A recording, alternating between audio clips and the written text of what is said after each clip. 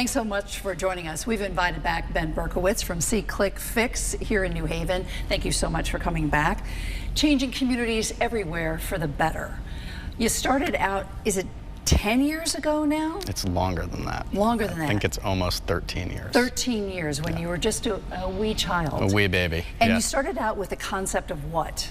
So we just wanted a way to publicly document things that were broken in the public space to local government so that they could be fixed faster. I think it started with graffiti on my neighbor's building here on State Street. And did the light bulb go off then? Yeah.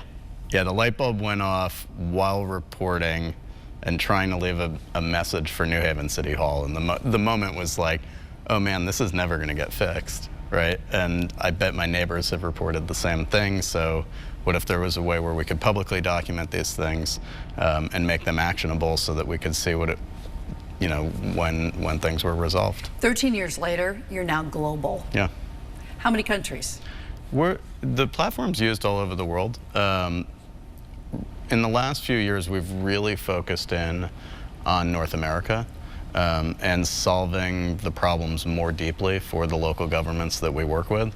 So we've gone from being just the front end that the citizens use to communicate with the government to really being an internal operations platform for really large cities to be able to resolve and communicate on those issues. All these years later, do people know who you are when you come to that city? You have such a big name now. When you started out, it was like, what? What? SeeClickFix, what?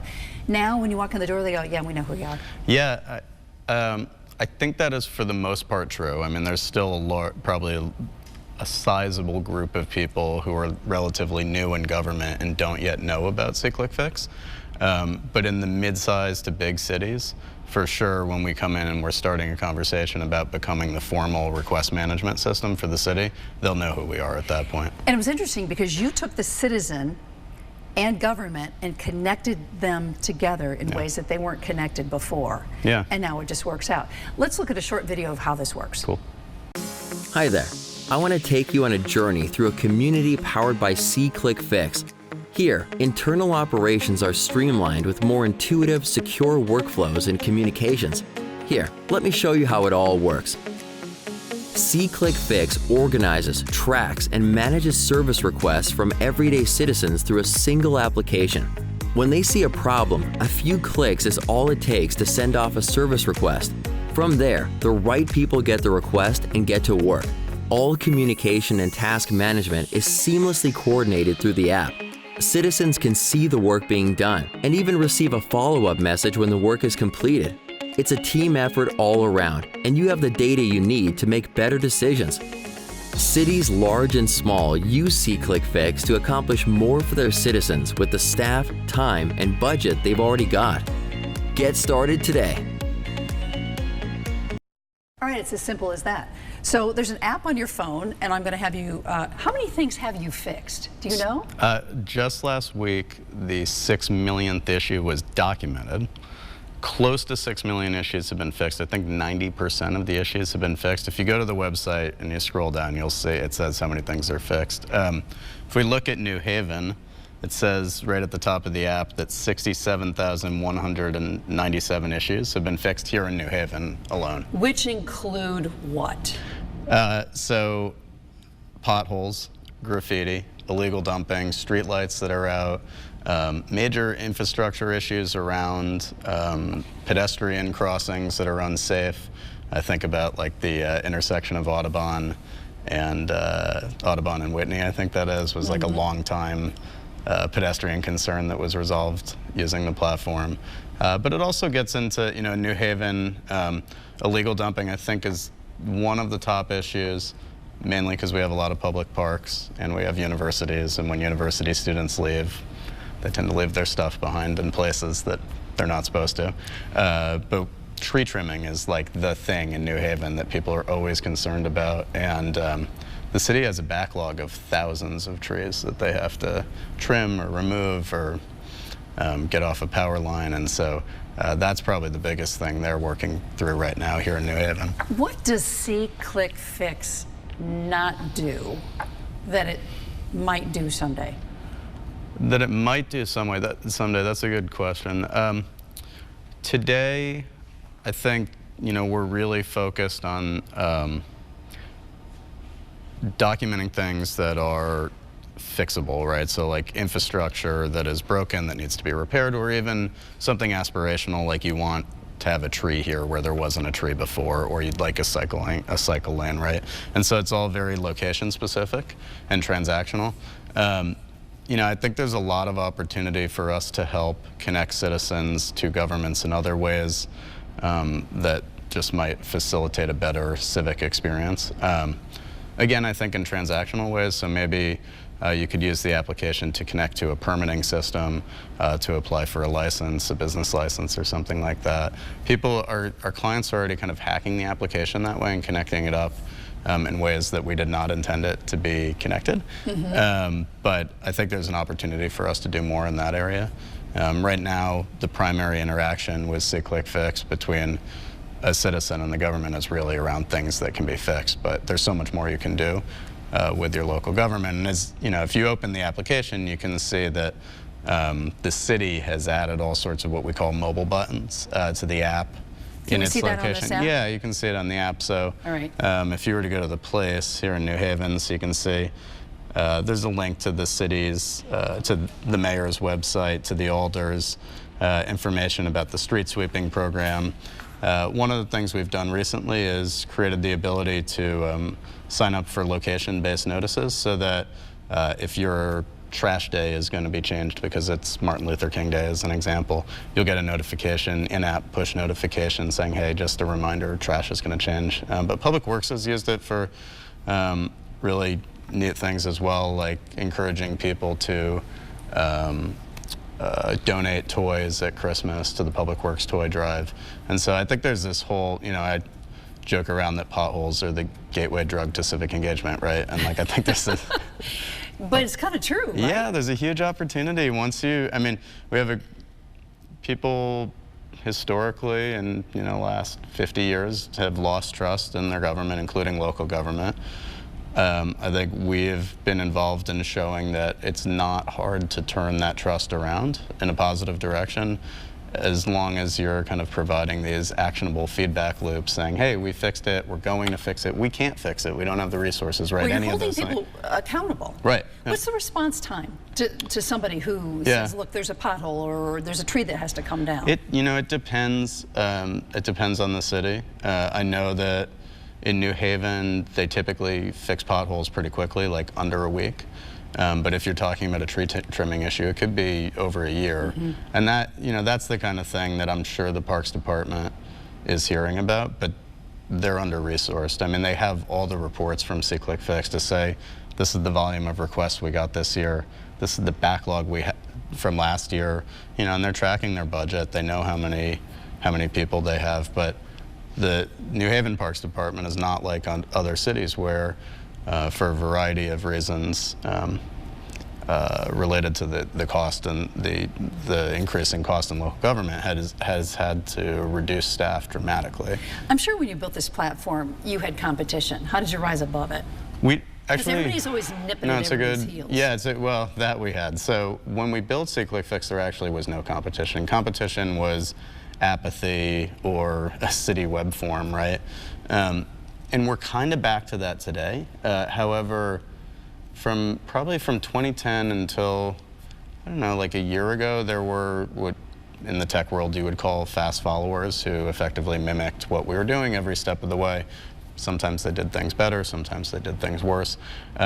Those companies both were acquired by bigger companies, and that has been advantageous for us. Do you hope to be acquired? I don't know, what. I think that we have investors, and they expect a return on their investment. Their investment is what has got a huge part of what's gotten us to where we are today. And I'm in the driver's seat of where we take it. And so, if we were to be acquired, I would want to make sure that it was at a time and with a company where it would make See-Click-Fix bigger. Because it's your baby. Yeah, it's my baby. So it has to be about making it bigger than, and I think it's solving a really important problem. And so I think when we think about exit, we think about it not just from a financial impact to the investors. I have a fiduciary obligation to do that, right? Because we are a business, but I think about it a lot from a social impact perspective as well. So it has to be something that's going to make it much bigger than it is today. You opened where, and where are you now? So And how many employees do you have? I think we have 35 employees right now, maybe a little less. They are a mix of sales and marketing, research and development, which is the product and engineering folks, and then kind of finance and operations folks. And it's kind of an even split between the sales, marketing, and operations and the research and development. So you moved 2 or 3 times? So physically? Yeah. Yeah, so the first place Was like a closet or a small? Yeah, we were at Miles Lassiter's dinner table. And then the Town Green Special Services District and Ginny Kozlowski, I think, took me in because they saw me working at a coffee shop, which in 2008, like, that wasn't cool, right? Now, that's where you should work, I think, if you're a small company or a co-working space, right? So I guess I was just at a place working in a coffee shop, so they said, hey, we have space, come on in. So that was a room? Yeah, it was the room. It's one of the little markets around the corner now. And then I was in there for a month, and then we moved the office to 746 Chapel. And we had to take it sight unseen with all the furniture in it. We finally, I think, got rid of the last of the orphaned furniture last year when we moved from, so 746, we expanded to 2 floors, we renovated, and then we moved to 770 Chapel, which is in the middle of the block. And it's been amazing. We renovated 2 old department stores on the 3rd floor of 770 Chapel. I don't think they had been occupied since maybe the 60s. Wow. The front of the back. Which department store, Macy's? Or? No, it was Stanley, I think. Oh, okay. Stanley is one of them. You wouldn't even know it. I mean, it's like really an old department store. It was like, I think, shuttered before Kresge's shuttered. And, I forget the other one, though. The Stanley and then something else. Yeah, it was actually temporary City Hall. Part of that building, though not where we are, was temporary City Hall in the early 90s when they were renovating. So that always feels appropriate. And you can still see DeStefano's name tag is on the 4th floor. Former mayor. Well, Yeah. but he was CAO at the time, Chief Administrative Officer. He was not mayor yet. John Daniels was mayor. Interesting. Yeah. This goes back 30 years or so. Yeah. When I first came to this market. So do you ever say to yourself, wow, I have built something really huge that's making a social impact in so many different ways, and did you think this was going to happen? I mean, because when you're toiling away in a coffee shop in 2008, you're thinking, what am I doing? Where is this going? Yeah, I don't know. I'm one of those people that I don't set a lot of expectations for myself long term, though I did have an idea. I had like a big idea, So you right? had a business plan or no? Early on, no. We didn't even know if it was going to be a business. Sure. Yeah. Yeah.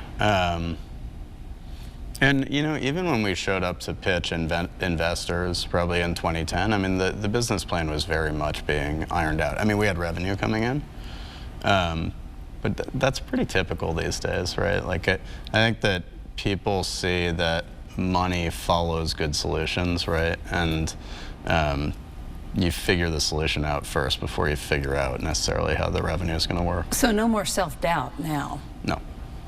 It's just we build something else.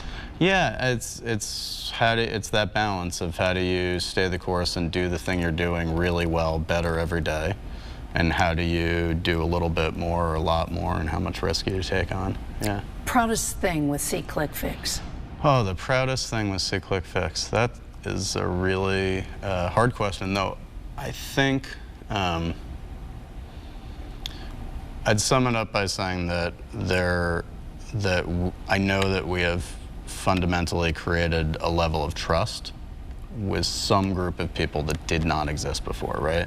Between citizens and government. With the users, there's been a number of objective studies on the users of C-Click-Fix and how they think about their government.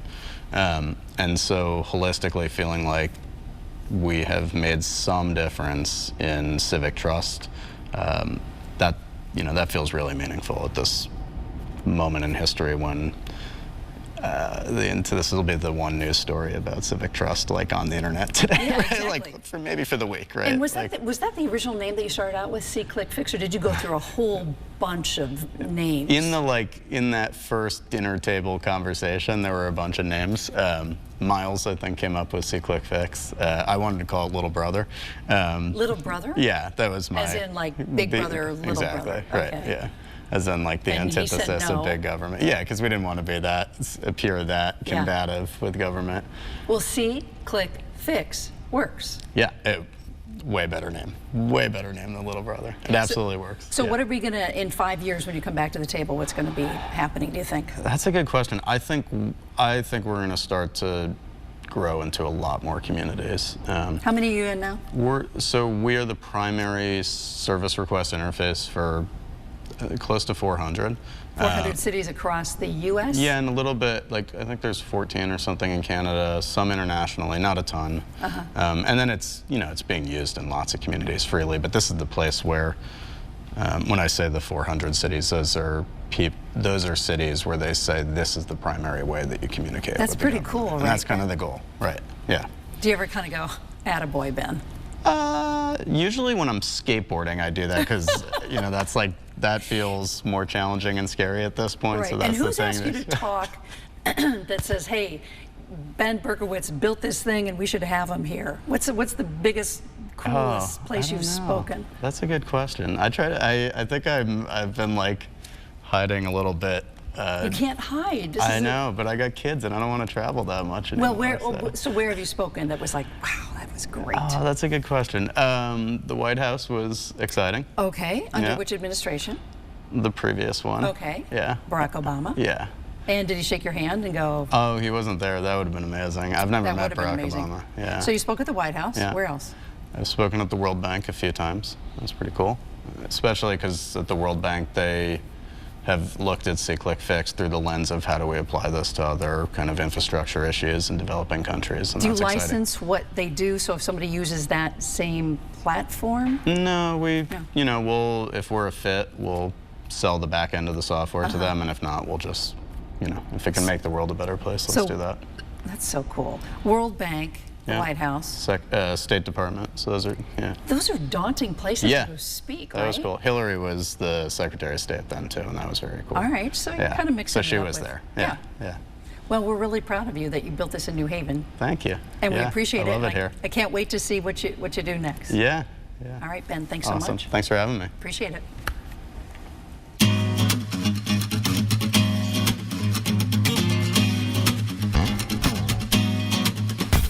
Made a trivial pursuits when one listened. Who is this girl I spend all night kissing? And if one was right here, then who else is missing?